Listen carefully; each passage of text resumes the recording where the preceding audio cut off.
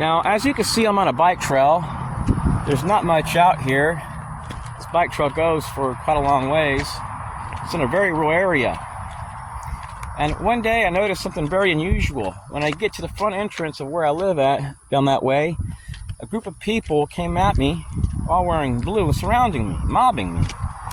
So they were neighbors, and I ended up talking to one of these neighbors, and he told me that they were concerned for their children's safety. And at that time, I was being harassed by children. I was being harassed by elderly people, and I reported this when I lived in Texas by my neighbors. And guess who I was dealing with? These people were the CIA, and they were being dropped out of vehicles wearing black suits, thin black ties, and black shades, and they would come up to me and pass by me on a bike, come to a stop and whistle. And guess who they worked with? Israelis, your FBI.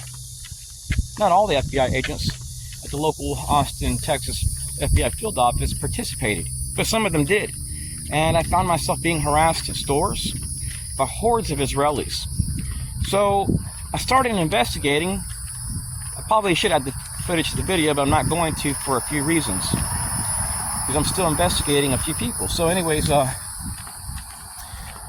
videos show a guy, an Israeli, doesn't live too far from where I live, and I'm biking right against the road. This is an area known for biking. And as I pass by this house, a bunch of people come out towards me, wearing all blue, walking up to me, and there was Mexicans there. So sometimes what the enemy may do is to have it where you're singled out, and as you pass by certain areas, they come at you. And it's a form of mobbing. It's not crime prevention. It's not counterterrorism. It's not public safety. They're literally harassing the target. So I'm going to be doing some things to reduce that here very shortly by communicating with some of these people, because you try to talk to the government, they don't help. Now, I want to share something which is really interesting. When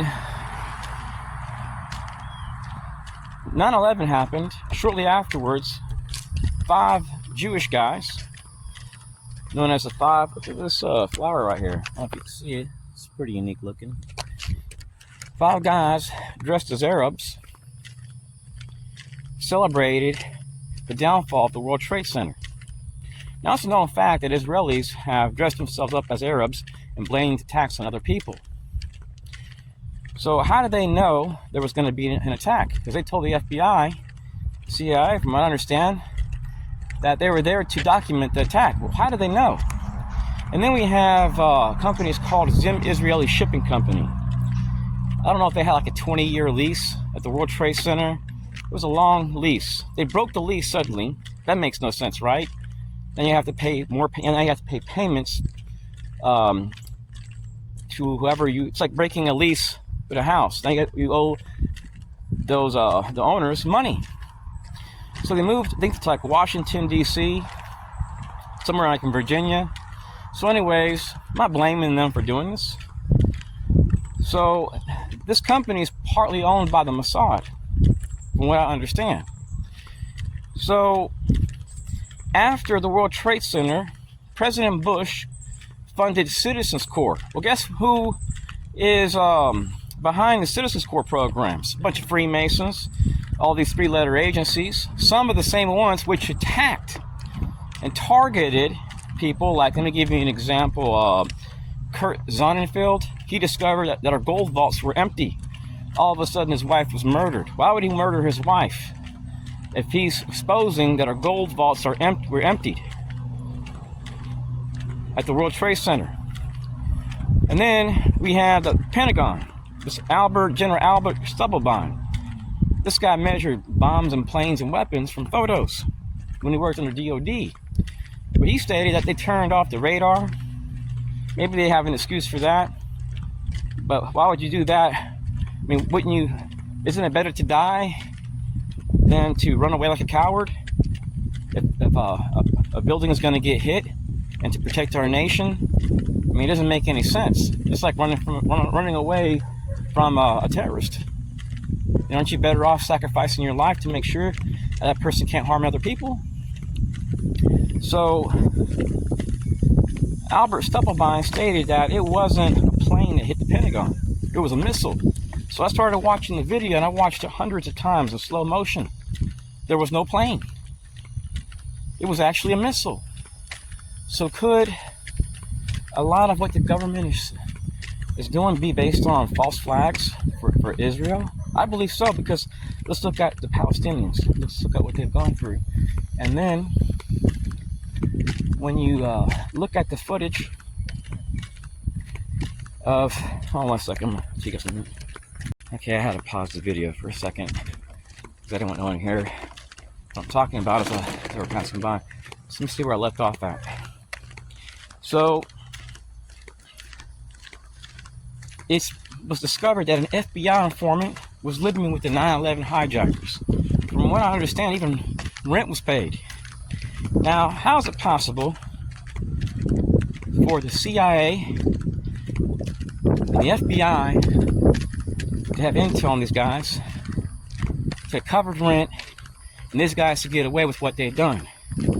So this is my assumption, that our CIA has double agents, and they train them in Farsi, different languages, and they actually implant themselves in different countries, kind of like what the Israelis did during right after 9/11. It was discovered that it was like the largest amount of Israelis spying on our country at that time, the largest amount. So a lot of what's occurring, fellow TIs, I believe is done to support Israel's interest. And I believe we should support God's chosen people, but not at the expense of using our soldiers and resources to fight wars based on false flags. So a lot of what's occurring is based on false flags, kind of like these gangstalking operations. These gangstalking operations are based on lies.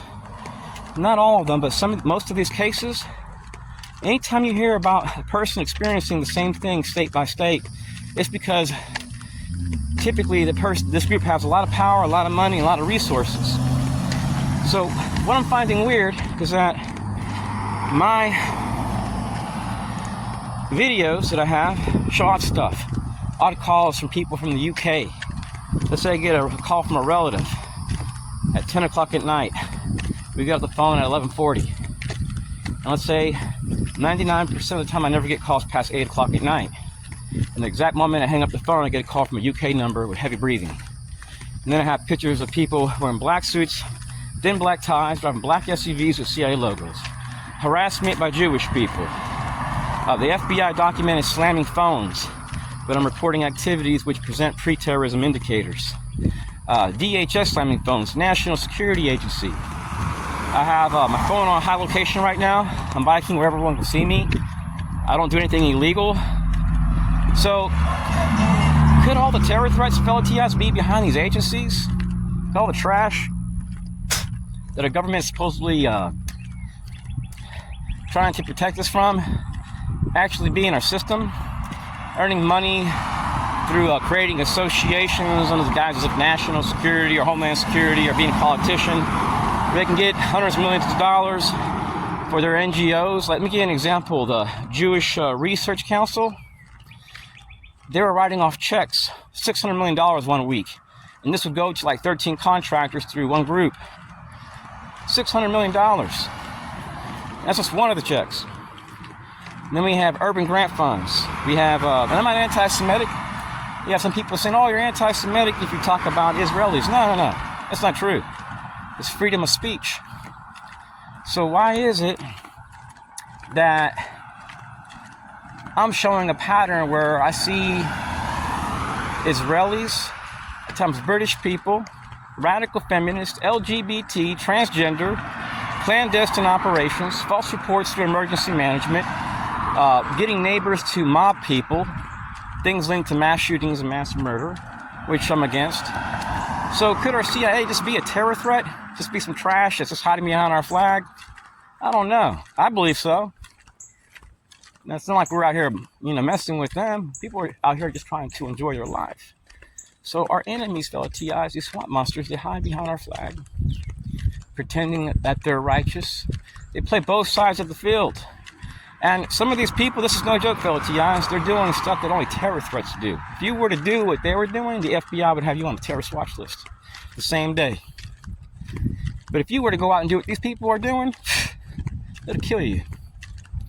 So anyways, fellow TIs, enough chit chat about terror threats. It makes me want to spit thinking about it. And guess who their buddies are, fellow TIs? DOD. Anyways, God bless. Peace.